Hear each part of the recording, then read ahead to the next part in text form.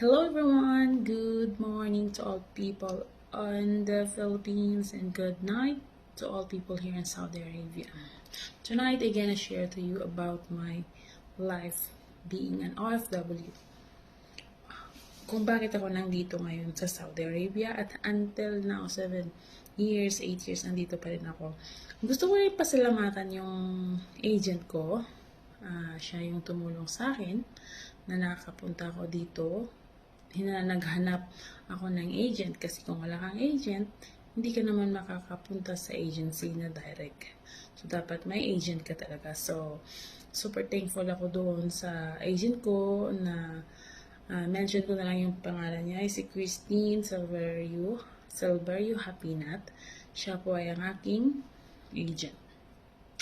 So, laking pasalamat ko kasi hanggang ngayon, maayos pa rin yung kalagayan ko dito. So, gusto ko ma-encourage yung lahat ng mga first-timer na mag-abroad na kung maghahanap kayo ng agent at agency, contact nyo lang po si Christine Silverio or PM nyo po yung account niya or pag pinost ko po tong video ko doon sa vlog ko, pwede nyo rin ako PM.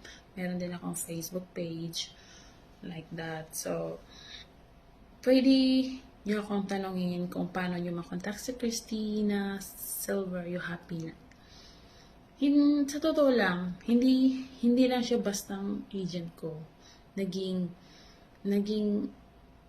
siya din yung yung guide ko kung paano ako magkaroon ng sideline dito sa Saudi Arabia. Kasi dito sa Saudi Arabia, patibayan ng loob, palakasan ng loob. Dapat madiskarte tayo, girls. So, ang ginawa ko, since na agent ko siya, and then thankful din ako kasi siya din yung nag-encourage sa akin na mag-join ng mga entrepreneur business like I Am Amazing Barley. Yun, siya po yung direct ko doon sa I Am. And then, sa mga RTW, beauty product, siya din po yung supplier ko. At siya din po mismo ang nagsusupply sa akin papunta dito sa Saudi Arabia. Until now. Hindi naman siya malakas yung kitaan, pero at least nagkakaroon ako ng sideline dahil sa kanya. So, hindi lang siya basta-bastang agent na tingin nyo is agent lang siya, kundi siya din yung taong tutulong sa'yo. Example, nandito ka sa Saudi Arabia. So, since na international yung business niya, yung online selling niya, so, malay mo, ikaw, ay ma-feel mo rin yung na-feel ko ngayon na nandito ako, sa kinatatayuan ko, while na naging OFW ako, katulong ako, nagsa-sideline ako, nagsusupply ako sa mga shop, ganun. So, talagang legit po, si Christina Silverio Hapinat, siya po yung the best na ina-idolize ko siya sa online selling. Kasi nga, kahit pinapasukan niya. Maliit na butas, malaki.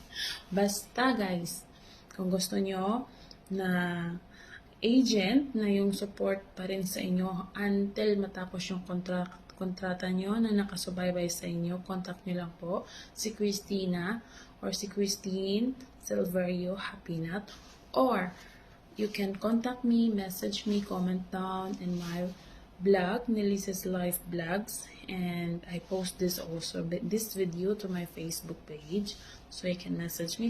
You can ask me if you want and you're interested to apply going abroad. See you guys. See you to the next video. Thank you. Please like, subscribe, and share my video. Thank you so much.